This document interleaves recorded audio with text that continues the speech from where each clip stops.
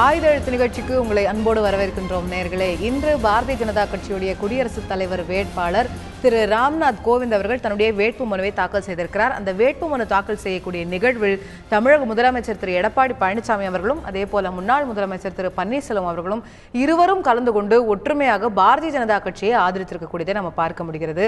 இந்த ஒரு ஆதரவு என்பதுதான், இரு அணிகளும் கொடுத்திருக்கக்கூடிய இந்த ஆதரவு என்பதுதான் பல்வேறு கேள்விகளையும் பல்வேறு விமர்சனங்களையும் கூட எழுப்பியிருக்கிறது. இன்று அதிமுகவின் மற்றொரு ஒரு அறிவிப்பும் கூட வெளியே வந்திருக்கிறது. இன்று மதியம் அதிமுகவுடைய துணை பொதுச் செயலாளர் திரு டிடிவி தினகரன் அவர்கள் ஒரு அறிக்கையை விடுத்து அதிமுகவுடைய அம்மா அணி பாரதிய ஜனதா கட்சியுடைய வேட்பாளரை தான் ஆதரிக்கிறது என்று அவரும் தெரிவித்திருக்கிறார். ஒரு கட்சியிலிருந்து ஒரே வேட்பாளரை ஆதரிப்பதற்கு மூன்று வெவ்வேறு கருத்துக்கள், மூன்று வெவ்வேறு அறிக்கைகள், அறிவிப்புகள் வந்திருக்கக்கூடியதை நாம் பார்க்க முடிகிறது. இந்த இணைந்து ஒட்டுமொத்தமாக பாரதிய ஜனதா கட்சியை ஆதரிப்பது என்பதற்கு எதிர்க்கட்சிகள் பல்வேறு விமர்சன பார்வைகளை வைத்திருக்கிறார்கள். இது பாஜக இயக்குகிறது இந்த அணிகளை, அல்லது பாஜகவுடைய அழுத்தத்திற்கு இவர்கள் அடிபணிந்திருக்கிறார்கள் என்ற விமர்சனங்களை எதிர்க்கட்சிகள் வைக்கக்கூடியதை நாம் பார்க்க முடிகிறது. இரட்டை இலையை முடக்கிய கட்சிக்கு இவர்கள் எப்படி ஆதரவு தெரிவிக்கலாம் என்று காங்கிரஸ் கட்சியுடைய மாநில தலைவர் கேள்வி கேட்கக்கூடியதை பார்க்க முடிகிறது. இந்த விமர்சனங்கள் எல்லாம் உண்மை இருக்கிறதா, அல்லது முழுமையான ஒரு கொள்கை ரீதியான ஒரு முடிவைத்தான் இந்த மூன்று பிரிவுகளுமே எடுத்திருக்கிறார்களா என்ற கேள்விகள். இதெல்லாம் தாண்டி இந்த குழுக்கள் அமைக்கப்பட்டு பேச்சுவார்த்தை நடத்தப்பட்டு இப்போ இணைஞ்சிருவோம் அப்ப இணைஞ்சிருவோம், இணையுமா இணையாதா என்று பல்வேறு விவாதங்கள் நடைபெற்று கடைசியில் அந்த குழுவே கலைக்கப்பட்டு இணைப்பு என்பதே இல்லை என்று சொல்லப்பட்டது. ஆனால் இந்த குடியரசுத் தலைவர் தேர்தல் மூலம் அதிமுக இணைந்திருக்கிறது என்று பாரதிய ஜனதா கட்சியின் மாநில தலைவர் சொல்வதை பார்க்க முடிகிறது. உண்மையிலேயே இந்த குடியரசுத் தலைவர் தேர்தல் அதிமுகவை இணைப்பதற்கான ஒரு பாலமாக இருந்திருக்கிறதா? இப்படி பல்வேறு கேள்விகள் எழுந்திருக்கின்றன. இன்றைய நிகழ்ச்சியில் நாம் விவாதிக்கலாம். பிளவுபட்ட அதிமுகவை இணைத்ததா குடியரசுத் தலைவர் தேர்தல் என்ற தலைப்பில் விவாதிக்கலாம். இந்த நிகழ்ச்சியில் நம்மிடையே அதிமுகவின் செய்தி தொடர்பாளர், அதிமுக அம்மா அணியைச் சேர்ந்த செல்வி சி.ஆர். சரஸ்வதி அவர்கள் இணைந்திருக்கிறார்கள். அதே போல அதிமுக புரட்சி தலைவி அம்மா திரு பன்னீர்செல்வம் அவர்களுடைய பிரிவைச் சேர்ந்த டாக்டர் ஸ்ரீதர் அவர்கள் இணைந்திருக்கிறார்கள். சாமானியர்களின் பிரதிநிதியாக திரு அருணாச்சலம் அவர்களும் நம்மிடையே இணைகிறார். மூவரையும் இந்த நிகழ்ச்சிக்கு அன்போடு வரவேற்கின்றேன். சரஸ்வதி அவர்கள்ட்ட ஆரம்பிக்கலாம்னு நினைக்கிறேன். ஒரு கட்சி மூணு அறிவிப்பு ஒரே வேட்பாளருக்கு அப்படின்னு சொல்லும்போது அந்த கட்சியில மூணு பிரிவு இருக்கு அப்படின்னு தெளிவா முதற்கட்டமா தெரிஞ்சிருது இல்ல? மரியாதைக்குரிய முன்னாள் முதலமைச்சர் OPS அவர்கள் எல்லாருக்குமே தெரியும். அவங்க தனியா போய் புரட்சித் தலைவர் அம்மா அணின்ற சார்பில் அவங்களுடைய ஆதரவை கொடுத்திருக்காங்க. இங்க பொறுத்த வரைக்கும் இது அம்மா அணி தான். இதில் ஊடகங்கள் இல்ல கட்சி, அதாவது அம்மா இருக்கும் போது அம்மா தான் பொதுச் செயலாளர், அம்மா தான் முதலமைச்சர். ஒரு வேட்பாளர் அறிவிக்கும் போது கட்சிக்கு மிக முக்கிய பங்கு உண்டு. இப்ப மாண்புமிகு முதலமைச்சர் அண்ணன் எடப்பாடி அவர்கள் அவர் CM ஆஃப் தமிழ்நாடு. பட் கட்சியினுடைய பொதுச் செயலாளர் பார்த்தா மாண்புமிகு சின்னம்மா அவர்கள். அப்போ கட்சியில ஒரு வேட்பாளர் அறிவிக்கும் போது மிக முக்கிய பங்கு பொதுச் செயலாளருக்கு உண்டு. நேற்றைக்கு முன்தினம் கூட மரியாதைக்குரிய முதலமைச்சர் அறிவிக்கும் போது கூட இன்றைக்கு மதியம் பாத்தீங்கன்னா எங்கள் கொள்கை பரப்பு செயலாளர் மாண்புமிகு துணை சபாநாயகர் மாண்புமிகு சின்னம்மா சந்திச்சுட்டு வந்த பிறகு சாயந்தரம் நீங்க அதை அறிவிப்ப முதலமைச்சர் பக்கத்திலேயே தான் அண்ணன் கொள்கை பரப்பு செயலாளர் இருந்தார். நிச்சயமாக இது கொள்கை பரப்பு செயலாளர் ஒப்புதலோடு தான் அரசு அறிவித்திருக்கிறது. கட்சி ரீதியாக எங்களுடைய கழகத்தின் துணை பொதுச் செயலாளர் மாண்புமிகு டிடிவி அவர்கள் கட்சி ரீதியாக இன்னைக்கு அறிவிச்சிருக்காங்க. ஒரு அறிவிப்பு, ஆட்சி ரீதியாக ஒரு அறிவிப்பு. ஏன்னா பொதுச் செயலாளரும் முதலமைச்சரும் வேறு வேறாக இருப்பதனால் இதுவரைக்கும் பிரச்சனை வரல. இல்ல, ரெண்டு பேரும் சேர்ந்து ஒன்னாவே அறிவிச்சிருக்கலாமே. திரு முதலமைச்சர் தனியா ஒரு பிரஸ் மீட் கொடுக்கிறாரு. முதலமைச்சர் டெல்லி எல்லாம் புறப்பட்டு போய் அங்க சிக்னேச்சர் எல்லாம் போட்டதுக்கு பிறகு இன்னைக்கு மத்தியானம் துணை பொதுச் செயலாளர்கிட்ட இருந்து ஒரு அறிவிப்பு வருது. நாங்க ஆமாமா இவங்களதான் ஆதரிக்கிறோம் அப்படின்னு சொல்லிட்டு அது ஒரு நானும் இருக்கேன் அப்படின்னு சொல்ற மாதிரி ஒரு ஆல்சோரான ஒரு சம்பிரதாயமான ஒரு அறிக்கை. இடையில அசோகா நிறைய சேனல்ஸ்ல பாத்தீங்கன்னா அப்பொழுது துணை பொதுச் செயலாளர் ஆதரிக்கக்கூடிய 35 MLA-க்களோட நிலைமை என்ன, அவர்களுடைய எண்ணங்கள் என்ன, அவர்கள் யாருக்கு வாக்களிக்க போறாங்கிற மாதிரி விவாதங்கள் 2 நாள் நடக்குதா இல்லையா? அதற்கு முற்றுப்புள்ளி வைக்க வேண்டும். எல்லாருடைய எண்ணமும் ஒண்ணுதாங்க. திரு டிடிவி தினகரன் அவர்கள், துணை பொதுச் செயலாளர் அவர்கள் முதல்லயே எங்களுடைய கட்சியோட ஆதரவு எந்த பிரிவு ABC எல்லா பிரிவோட ஆதரவும் துணை பொதுச் செயலாளர் நான் அறிவிக்கிறேன், இவங்களுக்கு தான் ஆதரவு, பாஜகவுக்கு காங்கிரஸ்க்கு அப்படின்னு அறிவிச்சிருந்தாருன்னா இவர் ஆதரவு யாருக்கு, அவர் ஆதரவுக்கு தனித்தனியா கேள்வி வந்திருக்காது. அவர் அறிவிக்காம திரு எடப்பாடி பழனிசாமி அவர்கள் அறிவிக்கும் போதுதான் ஓகே அப்ப அவர் ஆதரவு யாருக்குன்ற கேள்வி. அதுதான் அசோகா, அதாவது மாண்புமிகு சின்னம்மா அவர்கள் சொன்ன பிறகு செயலாளரும் கொடுக்க வேண்டிய அறிவிப்பை முதலமைச்சர் கொடுத்திருக்கிறார். இந்த கேள்விகளால் தான் இல்ல, ரெண்டு பேரும் சேர்ந்து அந்த அறிவிப்பு கொடுத்திருந்தாலும் அல்லது கட்சியோட அதிகாரப்பூர்வ அறிவிப்புன்னு ஒண்ணு முதல்ல வந்திருந்தாலும் இந்த கேள்வி எல்லாம் வந்திருக்காது. மாண்புமிகு முதலமைச்சர் அவர்கள் அறிவித்த போதே இது அம்மா அணியோட அறிவிப்பு தான். அன்னைக்கு எந்த மாற்று கருத்தும் எங்களுக்கு கிடையாது. எங்கள் எல்லாருடைய பிரார்த்தனையும் நினைக்கிறேன். ஒரு கட்சியோட அறிவிப்பை கட்சி தலைமை வெளியிடுமா இல்ல முதலமைச்சர் வெளியிடுவா? இது கட்சி ரீதியான அறிவிப்பு தானே.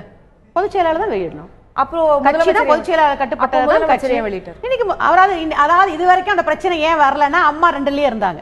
பொதுச் செயலாளராக இருந்த போது கூட முதலமைச்சரா அவர் வந்து பொதுச் செயலாளரா வேற பல நபர்களை வந்து நியமித்திருக்கிறாரு. அதிமுக வரலாறுல நம்ம பார்த்திருக்கோம். அதிமுக தேர்தலுக்கு 2 அறிவிப்பு, கொள்கைகளுக்கு 2 அறிவிப்பு, எல்லா விஷயங்களுக்கும் 2 அறிவிப்பு, 2 பிரதமருக்கு கடிதம். இல்லம்மா உட்கார்ந்து 2 பேரும் பேட்டி கொடுத்திருக்காங்க. புரட்சி தலைவர் நடக்கல, இன்னைக்கு 2ஆ இருக்காங்க அப்படின்னு. அதுதான் ஊடகங்கள் இருக்கிறதுனால தான் இன்னைக்கு இந்த அறிவிப்பு வர வேண்டிய அவசியம் கட்டாயம் வந்திருக்கு. இது 2ஆ இருப்பதால நீங்க சொல்ற மாதிரி அவங்க ஒன்னா உட்கார்ந்து திரு தினகரன் அவர்களும் திரு பழனிசாமி அவர்களும் ஒரே மேடையில ஒன்னா உட்கார்ந்து பேட்டி கொடுத்திருந்தாலோ 2 பேரும் போட்டு ஒரு அறிக்கை கொடுத்திருந்தாலோ கேள்வி வந்திருக்கு. அதாவதுமா மிக தெளிவாக மாண்புமிகு சின்னம்மாவும் மாண்புமிகு துணை பொதுச்செயலாளரும் ஒரு கருத்தை வலியுறுத்திட்டு தான் இருக்கும். சகோதரர் ஏத்துப்பார் நினைக்கிறேன். எங்களை பொறுத்த வரைக்கும் எங்க தொண்டர்களுடைய எண்ணமும் எல்லாமே ஒரு கட்சிக்குள்ள ஒரு ஒரு ஒரு குடும்பத்துக்குள்ள சண்டை மாதிரி வந்திருக்காது. தலைவர் இறந்தப்போ வந்ததுதான் ஒரு பேசிக்கொண்டதுதான். அதே நிலைமை இன்னைக்கு வந்திருக்கும் போது இப்போ எங்க எல்லாருடைய எண்ணமும் என்னன்னா இதை வைத்துக் கொண்டு அதிமுக ஆட்சியை கலைத்து விடலாம், கட்சிக்குள் குழப்பத்தை உண்டாக்கலாம் நினைக்கிறவங்க மத்தியில மாண்புமிகு சின்னம்மா அவர்களும் சரி, மாண்புமிகு டிடி அவர்களும் சரி தெளிவா சொன்ன விஷயம் எல்லாரும் ஒன்றிணைய வேண்டும். நான் ஒரு கட்சி டிடி அவர்கள் மிக தெளிவா சொன்னாரு. நான் ஒரு தொண்டனாக கூட இந்த கட்சியில நான் இணைஞ்சு பணியாற்ற நினைக்கிறேன். நான் என்ன சொல்றேன்னா கட்சியை உடைக்க நினைக்கிறவங்க அழிக்க நினைக்கிறவங்க நம்ம கூப்பிட வேண்டாம். ஆனால் கட்சி இணைந்து செயல்பட நினைக்கும் போது கடைசி தொண்டனுக்கு வரைக்கும் அந்த கட்சியில உரிமை இருக்கு. அதுதான் இன்னைக்கு எங்களோட எண்ணம். ஒரு தொண்டராக கூட நான் உழைப்பேன்னு மாண்புமிகு துணை பொதுச்செயலாளர் சொன்ன காரணம் அதான். இந்த அணிகள் இணைய வேண்டும். இந்த ஆட்சியும் கட்சியும் நம்ம அம்மாவுக்கு நாங்க செய்யற கடமை தான். இந்த 2 நாட்களாக இந்த பிரிவு என்பதை போல பத்திரிகைகளும் ஊடகங்களும் பேசியதனால்தான் இன்றைக்கு மாண்புமிகு சின்னம்மா அறிவிப்பை மாண்புமிகு துணை பொதுச்செயலாளர் வெளியிட்டார். நான் டாக்டர் ஸ்ரீதர் அவர்கள்ட்ட இந்த விஷயத்தை கொண்டு போக நினைக்கிறேன். இதுவே இந்த அறிக்கைகள் 2ஆ வந்திருக்கு அப்படிங்கறதே உங்களோட தீரியை உடைக்கிற மாதிரியான விஷயமா இல்லையா? நீங்க தொடர்ந்து என்ன சொல்லிட்டு வரீங்க? திரு இபிஎஸ் அவர்களும் திரு தினகரன் அவர்களும் வந்து ஒன்னாதான் செயல்பட்டு இருக்காங்க, அவங்க ஒரு டிராமா பண்றாங்க, அவங்க 2 பேரும் ஒரே நிலைப்பாட்டில் தான் இருக்காங்க அப்படின்னு சொல்லிட்டு வரீங்க. ஆனா இன்னைக்கு அறிக்கைகள் வந்து வெளிப்படையா 2ஆ வருது, அறிவிப்புகள் 2ஆ வருது அப்படின்னும் போது அவங்க 2ஆ தான் இயங்கிட்டு இருக்காங்க அப்படிங்கறத தான் நம்ம புரிஞ்சுக்கணும். அப்போ திரு எடப்பாடி பழனிசாமி அவர்கள் தினகரன் மற்றும் அவர்கள் குடும்பத்தினரை ஒதுக்கி வச்சிருக்காங்கன்றதான் இதன் மூலமா ப்ரூவ் ஆகுது. இதை வச்சு நம்ம சொல்லிட முடியாது. ஒதுக்கி வைக்கிறதுனா ஒரு அரசியலில் வந்து ஒரு ஸ்டேட்மெண்ட்டு ஒரு கேட்டகரிக்கலாக இருக்கும், ஸ்ட்ராங்காக இருக்கணும். தொண்டர்களுக்கு வந்து இது காலங்காலமாக மக்களுடைய தொண்டர்களுடைய கட்சி, அது கிராமத்திலிருந்து கிராமவாசிகள் அதிகம் கொண்ட கட்சி, இந்தியாவிலேயே ஏன் உலகத்திலேயே வந்து மிகப்பெரிய தொண்டர்களை கொண்ட கட்சி அனைத்து இந்திய அண்ணா திராவிட முன்னேற்ற கழகம். அந்த கட்சியினுடைய தொண்டர்களுக்குத்தான் புரட்சித் தலைவர் எம்ஜிஆர் அவர்கள் இந்த கட்சியை ஆரம்பிக்கும் போது தொண்டர்களுக்கு தான் அந்த உரிமையை கொடுத்திருக்கிறார். அந்த பொதுச் செயலாளர் அந்த தலைவரை தேர்ந்தெடுக்கக்கூடிய உரிமையை உரிமையை தொண்டர்களுக்கு தான் கொடுத்திருக்கிறார். அப்போ வந்திருக்கும்போது தொண்டர்களுக்கு எல்லா நடவடிக்கைகளும் தெரியும். நீங்கள் சொல்கிற மாதிரி வாதங்களுக்கு வந்தால் கூட அவங்க தனியாக இருக்காங்க, இவங்க தனியாக ஸ்டேட்மெண்ட் கொடுத்துருக்காங்க, இந்த ஸ்டேட்மெண்ட் கொடுத்தனால 2 பேரும் தனித்தனியாக இருக்குங்கிற தொண்டர்கள் ஏற்றுக்க மாட்டாங்க. எப்படின்னா நீங்கள் வந்து அவரோட வந்து இவங்க வந்து ஒரு ஒதுக்கி வச்சுட்டோம் அப்படின்னா ஏன் ஒரு ஸ்டேட்மெண்ட் வரல, ஒரு அறிக்கை ஏன் வரல? யார்கிட்ட எடப்பாடி பழனிசாமி ஒரு அறிக்கை கொடுக்கலாம்.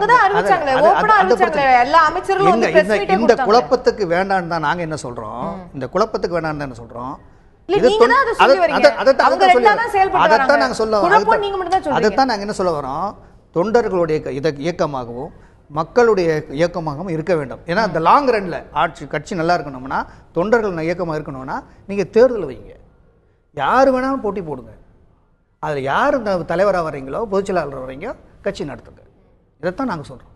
அதைத்தான் ஓபிஎஸ் இன்னைக்கு டெல்லியில் சொல்லியிருக்கிறார், அதைத்தான் இன்னைக்கு சொல்லியிருக்கிறார். இதன் மூலம் தேர்தல் வைங்க, எலெக்ஷன் நடத்துங்க, 50 எலெக்ஷன் அடிச்சு அந்த தேர்தலில் யார் வேணாலும் போட்டி போடுங்க, யாருக்கு தொண்டர்கள் வாக்களிக்கிறாங்களோ அவங்க பொதுச் செயலாளர் வாங்க, அவங்க கட்சியை வழி நடத்துங்க.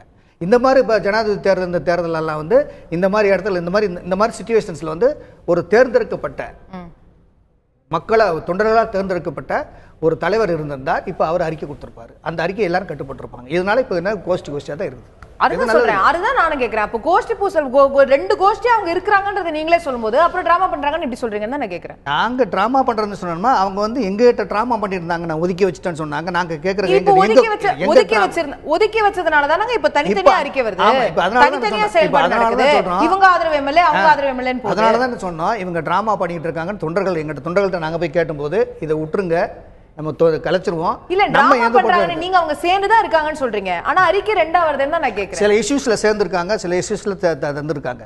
அதனால வந்து அதை வந்து அவங்க டிராமாவை ஓகே. அப்போ அவங்க ரெண்டு பேரும் வந்து சில இஷ்யூஸ்ல சேர்ந்திருக்காங்க அப்படின்னு சொன்னா, திரு பன்னீர்செல்வம் அவர்களும் இன்னைக்கு அவங்க ஆதரிக்கக்கூடிய அதே வேட்பாளர் ஆதரிக்கிறாரு. இந்த இஷ்யூல நீங்க அவங்களோட சேர்ந்திருக்கீங்க. அதுல இல்ல அதாவது இது இந்த இஷ்யூ வேற. அதாவது ஜனாதிபதி தேர்தலில் வந்து மத்தியில் உள்ள மத்தியில் வந்து இப்போ பிஜேபி ஆட்சி நடத்துது. எப்பவுமே ஒரு மாநில அரசு வந்து மத்திய அரசனுடைய இணக்கமாக போனால் தான் மாநிலத்தினுடைய மக்களுடைய நலனுக்கு நல்லது. இது வந்து எம்ஜிஆர் காலத்துல புரட்சி தலைவர் எம்ஜிஆர் ஆட்சியில் இருக்கும் போதுமே அது வந்து எப்பவுமே மத்திய அரசு எதிர்க்கக்கூடிய பிரிவு யாரை ஆதரிக்கிறதோ அவர்களையும் நீங்களும் அவங்களே ஆதரிக்கிறீங்க அப்படின்னா அப்ப நீங்க ஒன்னாயிட்டீங்க அப்படின்ற சொல்ல முடியாது. அதை வந்து இந்த ஃபேக்ட்ல சொல்ல முடியாது. அது தவறான கருத்து. உங்க இன்டர்ஃபரன்ஸ் தப்பா இல்லங்க. திமுக அதிமுக ஒரே கூட்டணியில இருக்குமா? காங்கிரஸும் தமாகவும் ஒரே கூட்டணியில இருக்குமா? அப்ப இபிஎஸ் அவர்களும் ஓபிஎஸ் அவர்களும் ஒரே அணியில எப்படி? அதாவது இது வந்து பிஜேபியுடைய தேர்தலுங்க. அது பிஜேபியுடைய வேட்பாளர் ஜனாதிபதி வேட்பாளர் தேர்தலில் ஓட்டு கேட்கறாரு அவர். அப்போ வந்து நாங்கள் வந்து என்ன டிஎம்கேக்கு சப்போர்ட் பண்ணணுமா, நாங்கள் வந்து என்ன கம்யூனிஸ்ட் சப்போர்ட் பண்ணணுமா? ஆனால் வந்து நாங்கள் என்ன நினைப்போம், நாங்கள் ஆளுங்கட்சியாக இருக்கவங்க இந்த அனைத்து இந்த அண்ணா திராவிட முன்னேற்றத்தினுடைய எம்எல்ஏக்கள் என்ன பண்ணுவாங்க, என்ன முடிவெடுப்பாங்க? மாநில நலனுக்காக, மாநில மக்களுடைய நலனுக்காக, திட்டங்களுக்காக, அங்கிருந்து மத்திய அரசிலிருந்து பெறப்பட வேண்டிய நன்மைகளுக்காக அது ஒரு கன்வென்ஷன் எப்படின்னா மத்திய அரசு ஆளுங்கட்சி மத்திய அரசோடு போறது தான் மாநில நலனுக்கு நல்லது. மத்திய மாநில உறவுகளுக்காக இந்த முடிவு எடுக்கப்பட்டிருக்கு அப்படின்றது நீங்க சொல்றீங்க. நான் சாமானியர்களின் பிரதிநிதியாக நம்மிடையே திரு அருணாச்சலம் அவர்கள் இணைந்திருக்கிறார். நான் அவர்கிட்ட கேட்க நினைக்கிறது, ரெண்டு வேறு பார்வைகள் பார்க்கப்படுது. இந்த குடியரசுத் தலைவர் தேர்தலில் அதிமுக கொடுத்த ஆதரவை பொறுத்த வரைக்கும் 3 வெவ்வேறு அறிவிப்பா வருது, அதனால கட்சி 3ஆ இருக்கு அப்படின்ற ஒரு பார்வையும், 3 பேரும் ஒரே ஆள் ஆதரிச்சிருக்காங்க அதனால கட்சி மீண்டும் ஒன்னாயிடுச்சு அப்படின்ற ஒரு பார்வையும். உங்களுடைய இது எந்த பார்வை?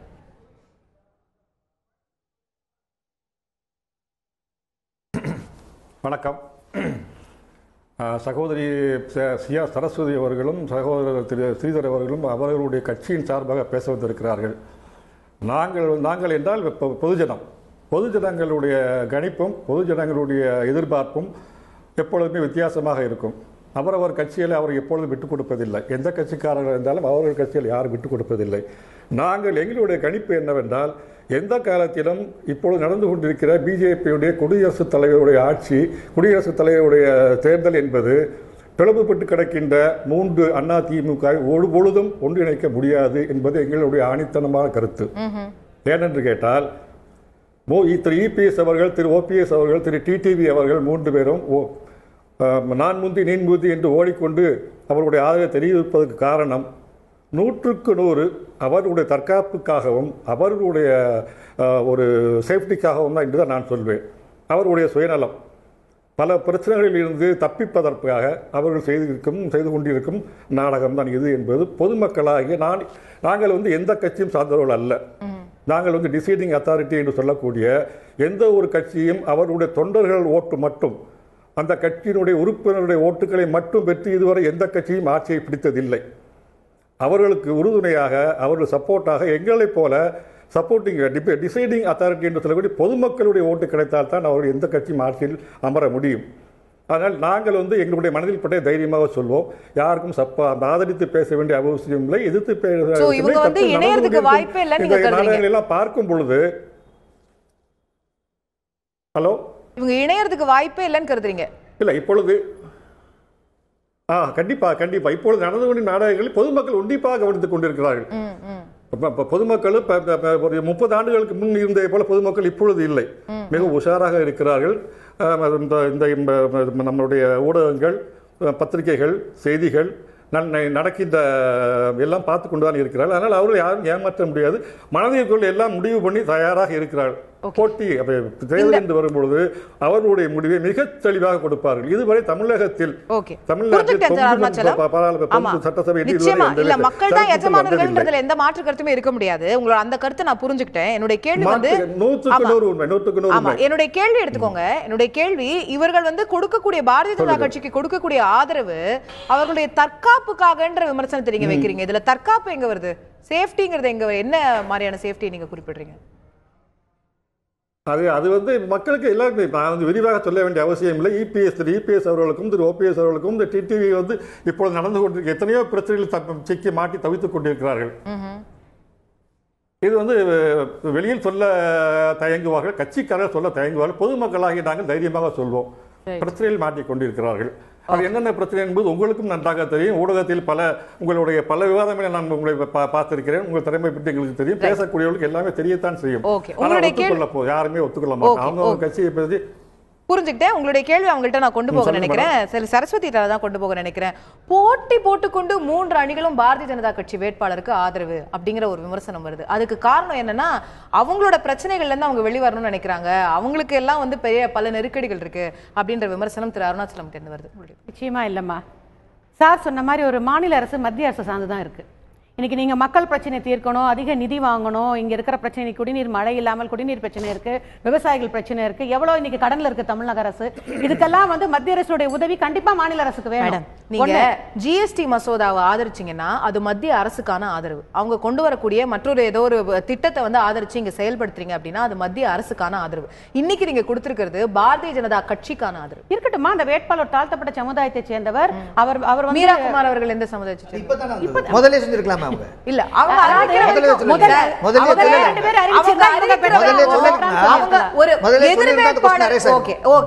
எதிர் வேட்பாளர் யாருன்னே தெரியாம இந்த வேட்பாளருக்கு எப்படி நீங்க ஆதரவு கொடுத்தீங்க? அதாவது நீங்க ஒரு கேண்டிடேட் அனௌன்ஸ் பண்றீங்க. ஒரு தேர்தல்னா நாங்கலாம் ஓட்டு போடும்போது சார் 4 கட்சியா 4 வேட்பாளர் பார்த்து நாங்க ஓட்டு போடுவோம். அதுக்கு எக்ஸாம்பிள் தான் சொல்றேன். நிதிஷ்குமார் வந்து காங்கிரஸ்க்கு சப்போர்ட்டா தான் இருந்தார். இந்த கேண்டிடேட் அனௌன்ஸ் பண்ண பிறகு அவர் மாநிலத்தினுடைய கவர்னரா இருந்தவர், அவருடைய எபிலிட்டி, அவருடைய அக்சசிபிலிட்டி. சார் உங்களோட கட்சியோட டெசிஷனை நீங்க எடுக்கிறீங்களா திரு நிதிஷ்குமார் எடுக்கிறாரா? யாரு உங்க கட்சி என்ன பண்ணணும்ன்ற டெசிஷனை நீங்க எடுக்கிறீங்களா திரு நிதிஷ்குமார்? ஆனா யாரை பார்த்து இப்ப நான் ஒருத்தர் வாக்களிக்கிறேன், யாரை பார்த்து வாக்களிக்கிறேன்? கேண்டிடேட் யாரு? அந்த கேண்டிடேட் பேக்ரவுண்ட் அதுதான் சொல்றேங்க. ஒரு 4 கேண்டிடேட் இருக்காங்கன்னா எலெக்ஷன் வர போறது ஜூலை மாசம்.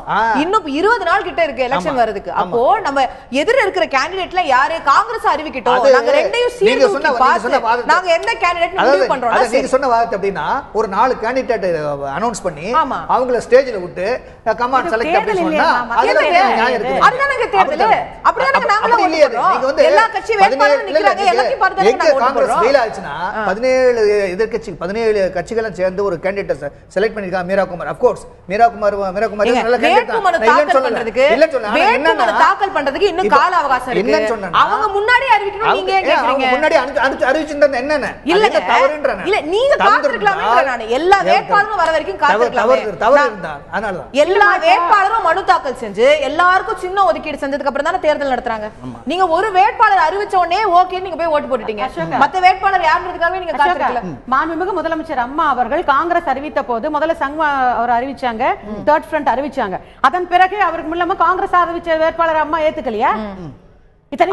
திமுக தான் கூட இருந்தாங்க. அந்த மாதிரி நீங்களும் இப்ப மாறக்கூடிய வாய்ப்பு இருக்கா? இல்ல நான் சொல்றது அந்த வேட்பாளர் சரியானவர் என்பதற்காக இன்னைக்கு மாண்புமிகு அம்மா அதை ஏற்றுக்கொண்டார்கள். அதே போல இந்த வேட்பாளரை பொறுத்த வரைக்கும் ஒரு நல்ல வேட்பாளர் என்பதனால நீங்க அவர் நல்ல வேட்பாளர் சொல்லுங்க, நான் இல்லன்னு சொல்லல. ஆனா நான் கேட்ட கேள்வி வந்து இது வந்து ஒரு நெருக்கடியின் மூலமாக இல்ல உங்களுடைய தற்காத்துக் கொள்வதற்காக நீங்க அவர் தாழ்த்தப்பட்ட சமூகத்தை சேர்ந்தவர், அதனால தான் நான் வேட்பாளர். அண்ணா திமுக எப்பொழுதுமே திமுக காங்கிரஸ் வேட்பாளரை ஆதரிக்குமா? இது நடக்கக்கூடிய காரியமா? நடக்குமா? ஆதரிச்சதே இல்லையா? அது வந்து முதலமைச்சர் அதிமுகவும் ஒரே குடியரசுத் தலைவருக்கு வாக்களித்ததே இல்லையா? டாக்டர் ஐயா அப்துல் கலாமை அறிவித்த போது இது நடந்தது. டாக்டர் திரு கே.ஆர். நாராயணன் அவர்களுக்கு நீங்க சொல்றது புரட்சி தலைவருடைய திரு கே.ஆர். நாராயணன் அவர்களுக்கு ஜெயலலிதா அவர்களுக்கு போது இருந்த காலகட்டம் காங்கிரஸும் பிஜேபியும் ஒண்ணா ஆதரிச்சது கே.ஆர். நாராயணன். காங்கிரஸ் பிஜேபி ஒண்ணா ஆதரிச்சது அப்துல் கலாம். இன்றைக்கு இருக்கிற காலகட்டம் அப்படி இல்ல. இன்றைக்கு வந்து அரசியல்ல இன்னைக்கு வந்து எவ்வளவு மாற்றங்கள் இருக்கு. அன்னைக்கு இருந்த மாதிரி இல்ல. இன்னைக்கு பொறுத்த வரைக்கும் ஆளுங்கட்சியா இருக்கக்கூடிய இந்த கட்சிக்கு எப்படியாவது எதிர்கட்சியா இருக்கக்கூடிய திமுக எப்படி எல்லாம் அந்த ஆட்சியை கலைக்கிறதுக்கு இன்னைக்கு முயற்சி பண்றாங்கிறது எல்லாருக்குமே சார் பேசுறாங்க, அவங்க முதற்கொண்டு தெரியும். அப்படி இருக்கும்போது இந்த கட்சியை அழிக்க நினைப்பவர்களுக்கு அவங்க கேண்டிடேட்டுக்கு நாங்க எப்படி ஆதரவு கொடுக்க முடியும் நினைக்கிறீங்க? திரு ஸ்ரீதர், திமுகவும் அதிமுகவும் ஒரே கட்சி ஆதரிக்க முடியாது அப்படின்னு சொல்றீங்க. இபிஎஸும் ஓபிஎஸும் ஒரே கட்சி ஆதரிக்கலாம்.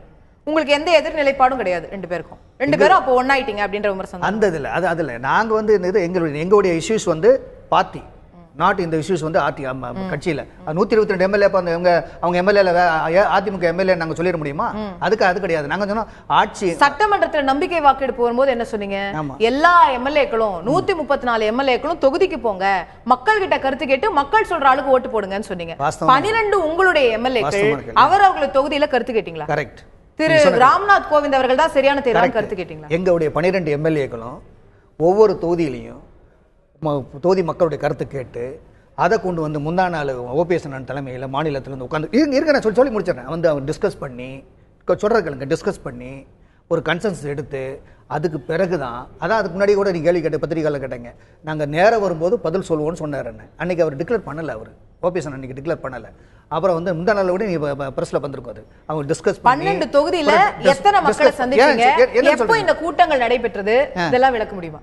இது எப்படி நாங்க விளக்குறது? உங்களுக்கு ஏன் விளக்க முடியும்? நடத்திருக்கீங்கல்ல, என்னென்ன தேதிகள்ல இந்த கருத்து கேட்பு கூட்டங்கள் நடைபெற்றது, எவ்வளவு பேர் பங்கெடுத்தாங்க, எத்தனை தொகுதிகள்ல கூட்டம் நடத்திருக்காங்க? அதுதான் வந்து எப்படின்னா அந்த காலத்துல கூட்டம் அந்த இப்பதான் எல்லாம் செல் இருக்குது. வந்து ஒரு கிளைச்சலாளர் இருக்காரு, கிளைச்சலாளர் ஃபோன் பண்ணுவோம், உங்க கருத்தை வந்து கலெக்ட் பண்ணி சொல்லுங்கப்பா அப்படின்னு சொல்லுவோம். நேரா ஒரு எம்எல்ஏ எத்தனை பேர் எஸ்எம்எஸ் அனுப்பிச்சிருக்காங்க, எத்தனை பேர் வாட்ஸ்அப் எம்எல்ஏக்களும் எத்தனை பேர் அந்த மாதிரி அனுப்பிச்சிருக்காங்கன்னு தகவல் இல்ல போன்ல சொல்றேன். நான் போன்ல சொல்றது தொகுதி மக்கள் ஒவ்வொருக்கும் ஃபோன் பண்ணி கேட்டிங்களா? ஒவ்வொரு வீட்டுக்கும் ஃபோன் பண்ணி கேட்டிங்களா? அம்மா இந்த 4-5 மாசம் உங்க தொகுதியில இருக்கிற ஒவ்வொரு வீட்டுக்கும் ஃபோன் பண்ணி கேட்டிருக்காங்க. இல்ல அது மட்டும் இல்ல, ஃபோன் மட்டும் இல்ல, ஒவ்வொரு எம்எல்ஏ ஒரு தொகுதியில எம்எல்ஏ இருக்குன்னு வச்சுக்கோங்க. அந்த எம்எல்ஏக்கு வந்து இப்ப என்னன்னா முந்திதான் எம்எல்ஏனா பார்க்க முடியாது, தொகுதியில இல்ல அங்க இல்ல. இப்போ வந்து எம்எல்ஏ வந்து எல்லாருமே எம்எல்ஏ வராங்க.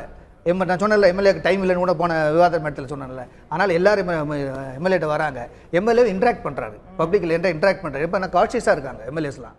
அப்ப எங்க எம்எல்ஏஸ்க்கு நாங்க இத தான் ட்ரைனிங் கொடுத்துருக்கோம். எப்படின்னா நாங்க சொல்லிருக்கோம், நீங்க போய் 12 தொகுதியிலயும் மக்கள்கிட்ட போய் கருத்தெல்லாம் கேட்டு இவ்வளவு பெரிய ஹோம்வொர்க் பண்ணி நீங்க வந்து உங்களுடைய குடியரசுத் தலைவர் வேட்பாளருக்கான ஆதரவு கொடுத்திருக்கீங்க அப்படின்னா, முன்னாள் முதலமைச்சர் பன்னீர்செல்வம் அதை அறிவிக்கும் போது இந்த விஷயங்கள் எல்லாம் சொல்லவே இல்ல.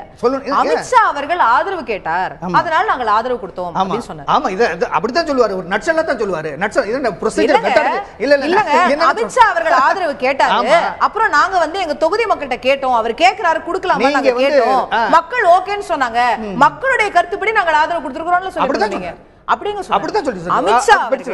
அமித்ஷா அவர்களுடைய கோரிக்கையை ஏற்று நாங்கள் எங்களுடைய சட்டமன்ற நாடாளுமன்ற ஆதரிக்கிறோம், இவ்வளவுதான் சொன்னார். இன்னும் கூட நீங்க சொல்லிருக்கலாம். நீங்க கேள்வி கேட்டிருந்தீங்கன்னா சார் என்ன மெத்தட்ல சார் இந்த முடிவுக்கு வந்தீங்க நீங்க கேட்டிருந்தீங்கன்னா அது கரெக்டா இந்த பதில் சொல்லியிருப்பாரு. ரைட். டாக்டர் ஸ்ரீதர் அவர்கள்ட்ட கேட்க நினைக்கிறது, பாஜகவுடன் ஒரு கூட்டணிக்கான வாய்ப்பு இருக்குதா அப்படின்னு திரு பன்னீர்செல்வம் அவர்கள்ட்ட இன்னைக்கு கேட்கும்போது, நிர்வாகிகளுடன் ஆலோசிச்சு நாங்க முடிவெடுப்போம் அப்படின்னு சொல்றாரு. இல்லன்னு மறுக்கல. அப்போ அந்த கதவு திறந்திருக்குன்னு புரிஞ்சுக்கணும். இல்லை, எந்த ஒரு அரசியல் கட்சியும் எடுத்தேன் கவிழ்த்தேன் எந்த ஒரு முடிவையும் என்னைக்குமே எடுக்க முடியாது. நீங்க எந்த அதான் ஜனநாயகம், அதான் பாலிடிக்ஸ். இன்னைக்கு ஒரு டெசிஷன் எடுப்போம், நாளைக்கு இந்த டெசிஷன் மாறதுக்குள்ள வாய்ப்புகள் இருக்கு. நிறைய ஃபேக்டர்ஸ் அதில் நம்ம கணக்கில் கொண்டு வரணும். அதனால வந்து அன்னைக்குள்ள காலகட்டத்தில் வரும்போது அன்றைய சூழ்நிலைப்படி அன்றைய சூழ்நிலை எது நமக்கு நல்லதாக இருக்குன்றதெல்லாம் வெய் பண்ணி பொதுமக்களுடைய என்ன இருக்குது, தொண்டர்கள் என்ன இருக்குது அப்படிங்கிறத பார்த்துட்டு அதுக்கும் மேலாக நாங்கள் திருப்பி சொல்கிறதுன்னா அனைத்து இந்திய அண்ணா திராவிட முன்னேற்றக் கழகம் தொண்டர்கள் இயக்கமாக மற்ற மக்களுடைய இயக்கமாக அதில் தான் எங்களுடைய பிரைம். அதுக்கு எந்தவித சேதாரமும் வராமல் இருக்கிற அளவில் தான் நாங்கள் ஒரு டெசிஷன் எடுப்போம். அதனால் இன்றைக்கி அதை it's premature to tell now. So இன்னைக்கு வந்து அப்போ கூட்டணிக்கான வாய்ப்பு இல்லைன்னு மறுக்க முடியாது, ஆமான்னு சொல்ல முடியாது, அது சொல்ல முடியாது. இன்னைக்கு வந்து இப்போ நீங்க வந்து உங்களுக்கு வந்து காங்கிரஸோட கூட்டணி வைக்க போறீங்களா அப்படின்னு கேட்டாலும் இதே பதில் தான். நிச்சயமா சொல்ல மாட்டேன், அதுல நாங்க தெளிவா இருக்கிறோம். நிச்சயமா கிடையாது, அதான் சொல்லு. காங்கிரஸோட கூட்டணி கிடையாதுன்னு தெளிவா சொல்ல முடியும். பாரதிய ஜனதாவோட கூட்டணிக்கு வாய்ப்பு இருக்கு. ஏன்னா அதாவது என்னன்னா நாட்டு நலன், அதுதான் சொல்றேன். நாட்டு நலன் இருக்கும்போது ஆளுங்கட்சி மத்திய ஆளுங்கட்சியோட அதான் அனைத்து இந்திய அண்ணா திராவிட முன்னேற்ற கழகத்தினுடைய புரட்சி தலைவர் எம்ஜிஆர் காலத்தில் பாராளுமன்ற தேர்தல் வருது 2019லனா காங்கிரஸோட கூட்டணி இல்லன்னு தெளிவா இப்பயே சொல்லிட்டீங்க. அப்போ எங்க ஐடியாலஜிக்கு அதாவது தேசிய கட்சி ரெண்டு தான் கம்யூனிஸ்டுகளோட கூட்டணி. ஏன்னா எங்களுடைய ஐடியாலஜிக்கு எது எதிராக இருக்கிறதோ அது கூட நாங்க கூட்டணி வைக்க முடியாது. சோ காங்கிரஸ் எங்களுடைய ஐடியாலஜில எதிராக இருக்கும்போது நாங்க கூட வைக்க முடியாது. எந்த கொள்கையில நீங்களும் காங்கிரஸ் எந்த கொள்கையில எனி கொள்கை ஃபார் தட் பட் எந்த கொள்கையில நீங்களும் காங்கிரஸ் முரண்படுறீங்க, எந்த கொள்கையில இருந்தாலும் சரி எங்களுடைய அதாவது எங்களுடைய இதுக்கு வந்து எங்களுடைய எதிர்பார்ப்புகளுக்கும் எங்களுடைய மக்களுடைய திட்டங்களுக்கும் அதுகளுக்கும் அவங்களுடைய ஐடியாலஜிக்கும் எங்க ஐடியாலஜிக்கு வேறு ஏதாவது ஒரு கொள்கை சொல்லுங்க. காங்கிரஸோட கொள்கையில நாங்க முரண்பட்டிருக்கோம், இந்த பொருளாதார கொள்கை காங்கிரஸோட தான் நாங்க ஏற்க மாட்டோம், இல்ல இந்த திட்டம் அவங்க கொண்டு வந்தாங்க அது எங்களுக்கு பிடிக்காத திட்டம், ஏதாவது ஒரு வாய்ப்பு சொல்லுங்க. 100 நாள் வேலை திட்டம் எங்களுக்கு வந்து இல்ல வந்து ஒரு சின்ன எக்ஸாம்பிள் சொல்றேன். எப்பவுமே அனைத்து இந்திய அண்ணா திராவிட முன்னேற்ற கழகம் வந்து ஏழைகள் கட்சி, ஏழைகளுக்காக தான் திட்டங்கள் தீட்டுவோம். அது எப்பவுமே வந்து டிஎம்கே எங்களுக்கு குறை சொல்லணும். நாங்க அதை ஏத்துக்க முடியுமா? எங்களுக்கு தெரியுமில்ல ஏழைகள் கட்சி அன்னைக்கு 2016 அப்படி கிடையாது.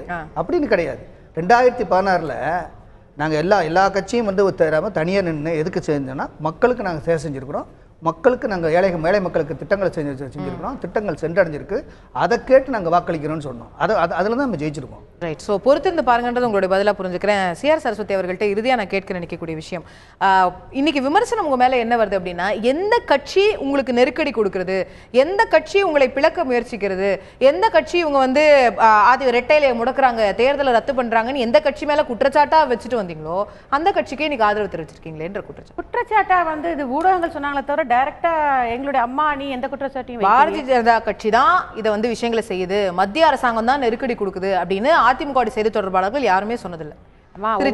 தினகரன் அவர்கள் கூட தேர்தல் ரத்தான பிறகு இது வந்து மத்தியில இருந்து செய்யப்படக்கூடிய விஷயம் சொல்லியிருக்காங்க. இப்ப அதை நாங்க லீகலாவும் ஃபேஸ் பண்ணிருக்கோம். அப்புறம் கண்டிப்பா தேர்தல் ஆணையத்துல எங்களுடைய அஃபிடவிட் எல்லாம் கொடுத்திருக்கோம். எங்களை பொறுத்த வரைக்கும் ஒண்ணுல நாங்க வந்து ரொம்ப தெளிவா இருக்கோம். ஏன்னா மாண்புமிகு சின்னம்மா அவர்கள் தான் முடக்குன கட்சிக்கு நீங்க ஆதரவு கொடுக்குறீங்களேன்னு காங்கிரஸ் மாநில தலைவர் கேட்கிறார். இன்னைக்கு அதுதான் நான் கேட்கிறேன். இன்னைக்கு ஆதரவு வேற யாருக்கு கொடுக்க முடியும்னு நினைக்கிறீங்க? நீங்க எப்படி திமுக காங்கிரஸ் ஆதரவு யாருக்குமே கொடுக்க மாட்டோம். திமுக ஆதரவு ஏங்க நம்மளோட ஓட்டை வந்து நம்ம ஜனநாயக நாட்டுல அப்படி சொல்ல முடியுமா? ஒரு பிரசிடென்ட் எலெக்ஷன்ல ஒரு president it's not a council abstain பண்றதா ஜெயலலிதா அவர்கள் சொன்னதே இல்லையா குடியரசுத் தலைவர் தேர்தல்ல?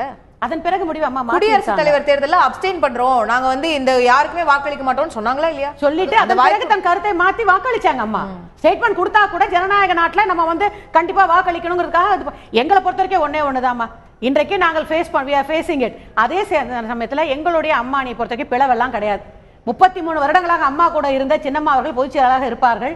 அதே 33 வருடம் மாணவ பருவத்திலிருந்து அம்மா கூட இருந்த சகோதரர் மாண்புமிகு டிடிவி அவர்கள் துணை பொதுச் செயலாளர் இருப்பாங்க. மாண்புமிகு முதலமைச்சர் ஆட்சியை நடத்துவார், சின்னம்மா கட்சியை நடத்துவாங்க.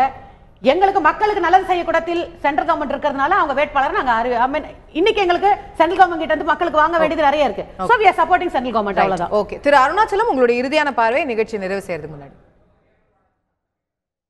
என்னுடைய இறுதியான பார்வை என்னவென்று கேட்டால், சகோதரி சரஸ்வதி அவர்களும் சகோதரர் ஸ்ரீதர் அவர்களும் ஒத்துக்கொள்ளாவிட்டாலும் உண்மை என்னவென்று கேட்டால், எம்ஜிஆர் அவர்கள் தலைமையில் அண்ணா திராவிட முன்னேற்ற கழகம் இருந்த பொழுதும், செல்வி ஜெயலலிதா அவர்கள் தலைமையில் அண்ணா திராவிட முன்னேற்ற கழகம் இருந்த பொழுதும் இருந்த ஒரு மரியாதை, ஒரு கம்பீரம், கோவிலில் அலங்கரிக்கப்பட்டு கொண்டிருக்கிற யானையை போன்ற ஒரு கம்பீரம், ஒரு அழகு, ஒரு அம்சம் இருந்தது. அது இன்று அண்ணா திராவிட முன்னேற்ற கழகத்தில் எந்த அணியிலும் இல்லை. இது பொதுமக்களுடைய இறுதியான முடிவு. காலம் ஒரு மாற்றத்தை கொடுக்கும் சார். கண்டிப்பா ஒரு தலைமை, நிச்சயமா ஒரு தலைமை அம்மாவுடைய இடத்துக்கு தலைமை நாங்க இப்ப பேசணுமே, நிச்சயமா நேரத்துக்கு வருவாங்க. மாண்புமிகு சின்னம்மா அவர்கள் சரி, டிடிவி அவர்கள் சரி, அந்த தலைமை வருவாங்க. கண்டிப்பா வருவாங்க. நன்றி திரு அருணாச்சலம். நீங்க எதிர்பார்க்கிற தலைமையை நாங்க பல தலைவர்களை முன்னிறுத்தி இருக்கிறோம் அப்படின்னு அவங்க சொல்றாங்க. நீங்க தான் தேர்ந்தெடுக்க வேண்டிய சின்னம்மா அவர்களையும் மாண்புமிகு துணை பொதுச் செயலாளர் அது நீங்க சொல்வீங்க, கட்சி தலைமை வேற சொல்வாங்க.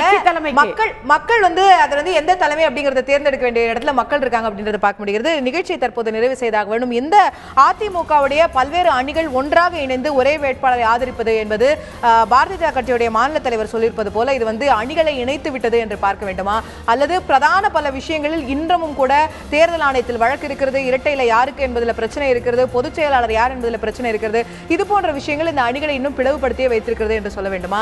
இந்த 2 என்பது 3ஆக இருக்கிறதா அல்லது 3 2 ஆகிவிட்டதா? இப்படி பல்வேறு கேள்விகள் தொடர்ந்து கொண்டே இருக்கின்றன. நாம் பொறுத்திருந்து பார்க்க வேண்டியிருக்கிறது. கட்சி ஒரு தலைமையிலும் ஆட்சி ஒரு தலைமையிலும் என்று தெளிவாக இயங்கிக் கொண்டிருப்பதாக சகோதரி சொல்வதை பார்க்க முடிகிறது. அடுத்த கட்டங்களில் இது எப்படி முன்னேற போகிறது என்பதை பார்ப்போம். நிகழ்ச்சியில் கலந்து கொண்டு கருத்துக்களை தெரிவித்த அனைத்து விருந்தினர்களுக்கும் நன்றி.